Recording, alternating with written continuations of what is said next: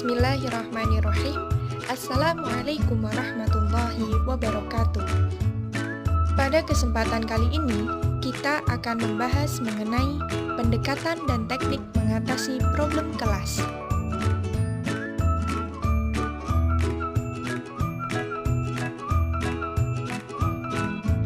Pada materi kali ini, kita akan membahas yang pertama, pengertian pendekatan dan teknik mengatasi problem kelas. Yang kedua, pendekatan mengatasi problem kelas. Dan yang terakhir, teknik mengatasi problem kelas.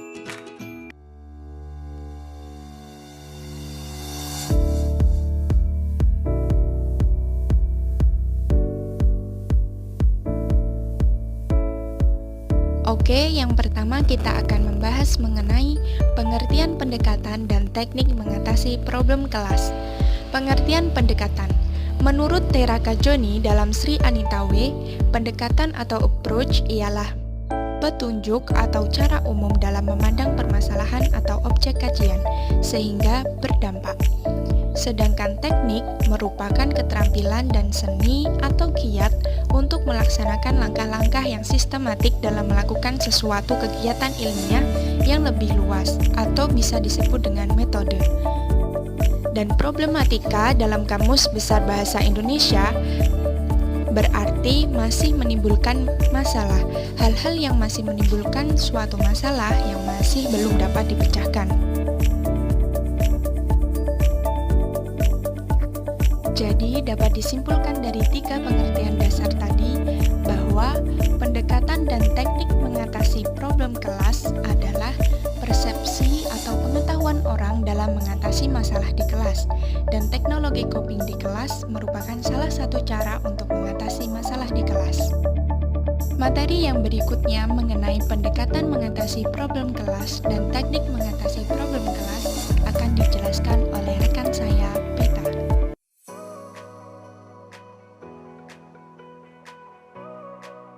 Pendekatan mengatasi problem kelas ada 3, yaitu yang pertama, manajerial. Pendekatan manajerial lebih umum disebut sebagai pendekatan manajemen.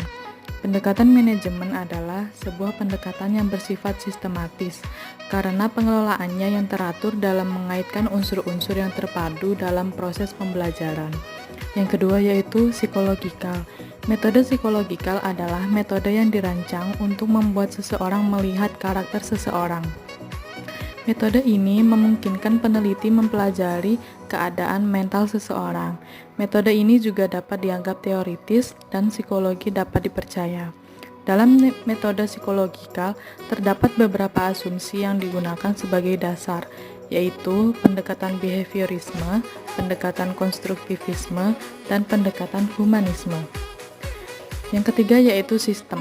Pada dasarnya, proses pembelajaran berkaitan dengan berbagai komponen yang sangat kompleks. Komponen tersebut terdiri dari tujuan, media, siswa, materi, guru, dan komponen lainnya.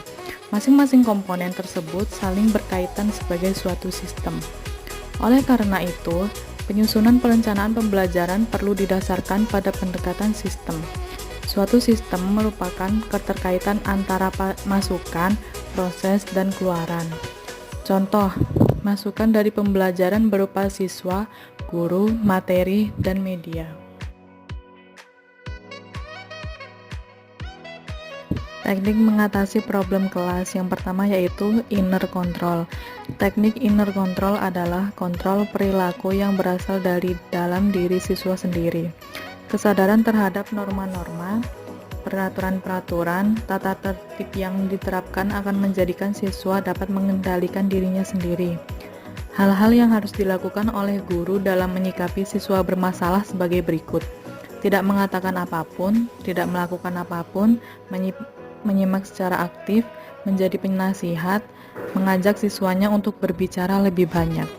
Yang kedua yaitu external control. Teknik external control adalah pengendalian yang berasal dari luar diri siswa, dapat berupa bimbingan dan konseling. Pengendalian diri juga dapat berupa pengawasan, tetapi yang bersifat hukuman. Penerapan teknik ini harus disesuaikan dengan perkembangan siswa. Yang ketiga yaitu cooperative control. Teknik kooperatif kontrol adalah kerjasama antara guru dengan siswa. Teknik ini berawal dari pendapat bahwa disiplin kelas yang baik mengandung adanya kesadaran kerjasama guru dan siswa secara harmonis, respektif, efektif, dan produktif. Oleh karena itu, harus ada kerjasama antara guru dan siswa. Bentuk-bentuk kerjasama guru dan siswa sebagai berikut. Membuat perencanaan secara kooperatif dengan siswa, menumbuhkan kepemimpinan dan tanggung jawab pada siswa, berpikir sendiri, terutama dalam menyampaikan dan menerima pendapat orang lain. Yang keempat yaitu punishment.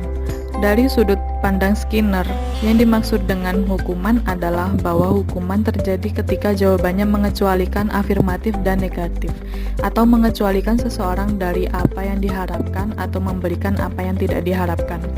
Skinner memberi hukuman dengan argumen-argumen sebagai berikut. Hukuman dapat menimbulkan efek emosional yang tidak diharapkan. Hukuman seolah-olah membenarkan tindakan menyakiti orang lain. Hukuman sering menghilangkan perilaku yang tidak diinginkan atau muncul perilaku lain yang tidak dikehendaki pula. Itu tadi beberapa penjelasan mengenai pendekatan dan teknik mengatasi problem kelas.